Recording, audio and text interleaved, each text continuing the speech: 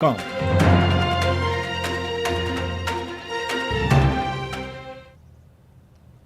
news comes to you with the compliments of Eureka Medical Laboratories. With the news at this time, I am Tiana Jordan. A very good morning to you. First, the lead stories. The search continues for several fishermen who are feared dead. The Amila Falls hydropower project deal will see the investor taking several risks. In regional news, Suriname's National Army is eyeing closer relations with the Guyana Defense Force. Vendors in Antigua's capital, St. John's, fear they will be removed. And for the international news, we'll bring to you the latest bulletin from the BBC World Service. The details of these and other stories will be coming up right here in just a moment. A COVID-19 PCR test is now mandatory for many routine activities, including travel and return to work purposes. At Eureka, our trained and experienced staff will ensure confidentiality while your test is conducted in a professional and timely manner, with results in just 48 hours. So the next time you require an efficient and hassle-free PCR COVID-19 test, call 624-8378, 608-8378, or 623-7233 to schedule your appointment. You can also ask about our house call testing service. And now the news in detail. A search has been launched for several fishermen who have gone missing and are feared dead after the trawler they were working on capsized. Those missing and feared dead are Harold Damon, Winston Sam, and Ronald Burton. The lone survivor is Vincent Dazzle, who claimed that he was rescued by fishermen and given a bus fare to Georgetown. The Public Works Ministry says the Search and Rescue Operations Center has been activated immediately after a notification of the incident was received. The search team includes vessels and personnel, including divers. The men were aboard the Seabob trawler World Friend 307, which is owned by Noble House Seafoods, when tragedy struck at about 6 o'clock Saturday morning. The Public Works Ministry says the vessel capsized at about 18 miles off the coast of Maikoni. Meanwhile, the government has established a multi-agency team to thoroughly investigate the mishap. The panel of investigators are drawn from the Ministry of Public Works, Maritime Administration, Coast Guard, the Police Forces Marine Unit, and the Transport and Harbors Department. The Public Works Ministry says that it is very concerned and shares the anxiety and pain of the family members and colleagues of the missing men. The ministry says all available resources of the state to aid in this search and rescue exercise will be fully utilized. The private sector, including private fishing vessels, are also engaged in this ongoing operation. The $700 million Amila Falls hydropower station is to be built and operated under strict contractual and regulatory rules, but no costs were provided for associated contracts. Project leader Winston Brassington says China Rail will be financing the entire project and will sell electricity to the Guyana Power and Light at just over 7 US cents per kilowatt hour. He says after 20 years, the Amila Falls hydropower station will be handed over to the government, and the cost of electricity will be about 1 US cent per kilowatt hour. The 165 megawatt hydropower facility is expected to have a lifespan of 75 to 100 years. Mr. Brassington says China Rail will be taking political and other risks.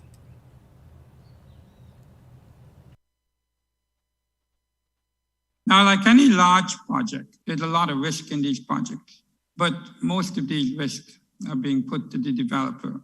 So the construction cost, that's covered by the EPC contract with all the usual checks and balances. So liquidated damages if the project will take longer. So this is a lump sum price. The geotechnical risk, we're going to stay with the same structure that we had in 2012. The hydrology risk, the GPL will be assuming this. The contract provides for allocation of force majeure risk. GPL will take all of the power from the project. He says the actual work on the ground could start by the third quarter of this year. No reference was made to the possible impact of drought or less rainfall, a climate change problem that has dogged hydropower plants in neighboring Brazil and Venezuela, as well as other South American nations. Mr. Brassington did not say how much project supervision, operation, and maintenance contracts could possibly cost. A more than 20-year-old idea to generate electricity from wind for consumption by Guyanese could this year move to the installation of 6 turbines at Hope Beach and Chapman's Grove, East Coast, Demerara. Project General Manager for the Hope Energy Development Project, Johan Saido, said he told the just concluded International Energy Conference Guyana that the wind farm is expected to generate 25 megawatts, but he says a solar farm will be added to cater for the hours of less wind. We realized with the wind resource that the peak power is in the evening, which is good. It matches the evening peak that you had here, the domestic peak. But the average wind speed is lowest midday, which is when the sun is shining. So then the question was, okay, how can we help get this higher capacity use of the substation by adding more solar? And it turns out 20 megawatts of solar is a good amount before you start having these two competing with each other through a 25 megawatt substation. So the result of this is a project with combined solar and wind at 25 megawatts with very high average outputs, starting to approach run-of-river projects that we've seen and looked at in Brazil and other places. Work done so far includes 4 years of wind metering, attracting interest from international and regional banks, and environmental compliance. He says after the Guyana Power and Light and Hope Energy Development sign a 20-year power purchase agreement, international and regional banks will be asked to finance the project. President Irfan Ali says there should be greater tolerance of Muslims, especially at a time when there is fear or hostility towards them. In his address to the Family Summit hosted by the Tariq Islamic Center of Ontario, he noted that both Guyana and Canada place a great emphasis on multiculturalism, while Dr. Ali emphasizes that interreligious dialogue fosters greater understanding, tolerance, and respect. He says nothing should be done to discriminate against Muslims. Muslims should not be ashamed or forced to give up their beliefs for the sake of inclusion or acceptance. Muslims must be accepted for who they are. Do not be afraid of dressing like a Muslim. Do not be afraid of being identified as a Muslim. Do not be afraid of others knowing that you're a Muslim. Islamophobia is not going to disappear overnight, but by ensuring that a larger family, society, recognizes and respects Muslims and their rights, it will go a long way towards ending attacks, bias, prejudice, and discrimination against Muslims. President Irfan Ali speaking at the annual family conference being held under the theme Countering Islamophobia, Effective Strategies, Resources, and Best Practices. A man from Number 5 Village, West Coast, Berbice, has been arrested after almost 6 pounds of cocaine were found in a bowl of fried rice in a suitcase he was carrying. At the time of the drug bust on Friday at the Chedijagan International Airport, he had been scheduled to depart on a JetBlue flight to New York. The Customs Anti-Narcotics Unit says 28-year-old Esmond Anderson is facing a charge of possession of cocaine for the purpose of trafficking. Kanu said its agents intercepted the narcotic with a street value of $84,000 or about 17.2 million Guyana dollars on Friday. The anti-drug agents say a search of Mr. Anderson's suitcase was conducted in his presence, which resulted in the discovery of a white substance suspected to be cocaine concealed in a bowl of fried rice. Kanu says its officers at the Chedijagan International Airport conducted a field test which revealed that the substance was cocaine. Mr. Anderson, who works with one of the leading oil industry support companies, is expected to appear in court on Monday to answer a charge of possession of narcotics for the purpose of trafficking. And now in regional news. The National Army of Suriname is in favor of having an annual bilateral meeting with the Guyana Defense Force with the aim of reaching agreements on military cooperation. Commander of Suriname's National Army, Colonel Henry van Axeldongen, outlined his expectation at the end of a visit to Paramaribo by Chief of Staff of the Guyana Defense Force. Star News reports that the military chiefs discussed cooperation at the Guyana-Suriname border between army units at the two neighboring countries, joint training, exercises, sports activities, and tackling environmental threats and illegal mining activities. However, military cooperation between Guyana and Suriname cannot be held until a bilateral defense agreement is signed by the two countries. Defense Suriname has long made a proposal to enter into a bilateral defense agreement between both countries. An annual regional meeting for military exchange with Guyana cannot take place until the policy-level agreement has been signed by both countries. The delegation was also the guest of Defense Minister Krishna Mathura, who stressed the need for both defense forces to be prepared for disasters. Barbados is to become the home of the largest hybrid power plant in the Caribbean. The developers, HDF Energy, and leading global company in hydrogen energy, said Rubis and HDF Energy in the Caribbean are developing Renewable Barbados RSB. The company says it will supply 16,000 homes with electricity from solar and locally produced green hydrogen. The developers say that RSB will aid the island in achieving its 100% renewable energy mandate by 2030, without the intermittency concerns that typically limit the development of solar and wind power on island grids. Rubis Energy, the parent company of Rubis Caribbean, has acquired 51% of the hydrogen power project in the Caribbean. This transaction follows a strategic agreement signed between the two energy companies in June 2021. HDF Energy is also in active discussions with the Barbados Sustainable Energy Cooperative Society to offer 30% of the project prior to construction. The United States Coast Guard says it repatriated 4 Dominican Republic nationals and 9 Haitians to the Dominican Republic between Monday and Wednesday. This following the interdiction of an illegal voyage near Rincon, Puerto Rico. The U.S.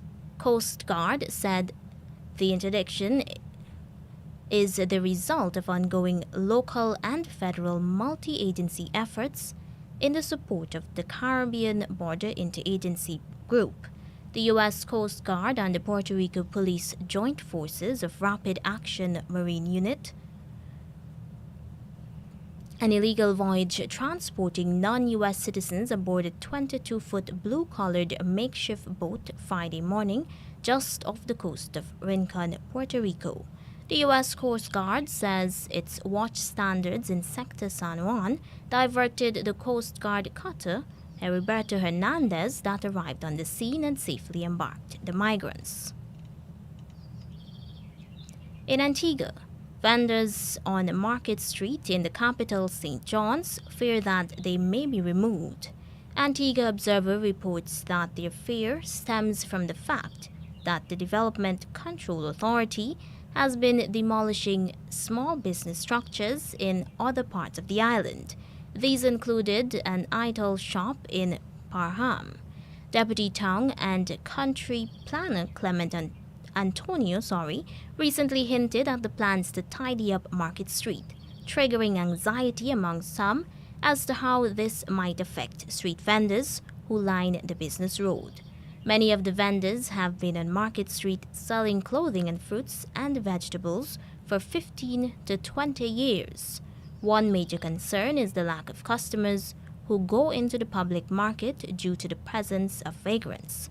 Additionally, she highlighted the lack of security and overall aesthetics of the environment, which may be keeping potential customers away. And now for the international news, here's the latest bulletin coming from the BBC World Service. BBC News. Hello, this is Jerry Smith. Russia has said there are no concrete plans yet for a meeting in person between Vladimir Putin and Joe Biden to discuss the Ukraine crisis. Earlier, the US and France said a summit between the two presidents had been agreed in principle, as long as Moscow did not invade its neighbour. From Moscow, Steve Rosenberg reports. The Kremlin spokesman said for now, diplomacy would continue on the foreign minister level. That contradicts what the White House and the Elysee Palace had suggested earlier, that a US-Russia summit had been agreed in principle, conditional to no Russian military escalation in Ukraine. Meanwhile, President Putin this morning is chairing a session of Russia's powerful Security Council. The Kremlin made it clear this was not a regular Security Council meeting. Russian-backed separatists in the Luhansk region of eastern Ukraine have blamed Ukrainian government forces for shelling, which they say killed 2 civilians on Sunday. The authorities in Kyiv have rejected the allegation. They say it's another example of a false flag attack designed to provoke a wider conflict with Russia. Ukraine's foreign minister has urged the European Union to impose some immediate sanctions against Russia to deter any invasion by Moscow. Dmytro Kuleba is meeting EU foreign affairs ministers in Brussels. Jessica Parker reports. Dmytro Kuleba's message was robust, but it won't come as a surprise to EU ministers. He said Ukraine expected decisions. On sanctions, he said the bloc shouldn't be seen to just talk the talk, but needed to walk the walk. The European Commission has said it has a tough package of potential sanctions ready if needed, but that it wants to focus, for now, on diplomatic efforts. However, there appear to be splits among member states about what those sanctions should look like and when they should be imposed. The International Court of Justice will today resume public hearings of allegations that the government of Myanmar committed genocide against the Muslim Rohingya minority. This report from Anna Holligan. Myanmar's military government has been fighting for international recognition. According to analysts, they may seize this opportunity to show themselves as Myanmar's legitimate representatives at the World Court. More than 730,000 Rohingya fled Myanmar after a military-led crackdown in 2017. They were forced into sprawling camps across the border in Bangladesh. UN investigators concluded that the campaign had been executed with genocidal intent. The question of whether genocide was committed in Myanmar will be dealt with in later hearings. The Chief Minister of the Indian state of Karnataka has appealed for calm to ease communal tensions in the city of Shivamogga after a Hindu activist was fatally stabbed. The call by the Chief Minister was issued after reports of violent protests and arson. BBC News. An Iranian fighter jet has crashed, leaving 3 people dead in the northwestern city of Tabriz. Reports say it hit an empty school, killing the 2 pilots and another person in a car nearby. Video footage from the scene showed firefighters tackling burning wreckage. The British Prime Minister Boris Johnson will set out his plans today to scrap all remaining COVID legal restrictions in England, including the requirement to isolate.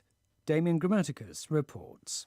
The legal duty to isolate if you have COVID-19 is one of the last measures in place in England. It will go if Cabinet Ministers meeting this morning agree with Boris Johnson. He said at the weekend that he was not asking people to throw caution to the wind, but he believed guidance to act responsibly along with vaccines and treatments rather than legal prohibitions were now enough to control the disease. Mr Johnson said COVID remained dangerous, particularly for vulnerable individuals, but the country did not need to keep spending £2 billion a month on mass free testing. More than 140 flights have been cancelled to and from Japan's main northern island of Hokkaido because of heavy snow and blizzards. Hundreds of trains have also been suspended. Areas near the city of Sapporo are expected to receive as much as 50 centimetres of snow by Tuesday morning, with weather officials warning of further disruption and possible power cuts due to snow accumulating on power lines. The technology company Apple has begun allowing some customers to download a social media app designed on behalf of Donald Trump and his supporters. Truth Social is marketing itself as a platform for those who feel their views are being suppressed by other sites. The former president was banned from Facebook and Twitter after the deadly attack on the US Capitol building last year. BBC News. The news came to you with the compliments of Eureka Medical Laboratories. Don't let the fear of contracting the coronavirus disease deter you from seeking the medical care you need. At Eureka Labs, we ensure the safety of our clients and staff with our rigid sanitization routine. This involves the use of ultraviolet lights to effectively rid the air and all surfaces of viruses and bacteria that may be present throughout the lab daily. The light works to rapidly inactivate microorganisms through a physical process that is invisible to human eye. So the next time you need a checkup, don't hesitate to give us a call on 225-7574 to schedule your appointment. And now to end the news, here is a recap of the leads. The search continues for several fishermen who are feared dead. The Amila Falls hydropower project deal will see the investor taking several risks. In regional news, Suriname's National Army is eyeing closer relations with the Guyana Defense Force. Vendors in Antigua's capital, St. John's, fear they will be removed. And that's the end of the news.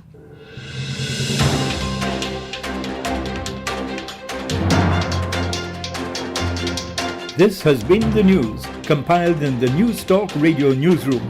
For ongoing updates, visit demerarawaves.com, and you can check facebook.com/demwaves and twitter.com/demwaves.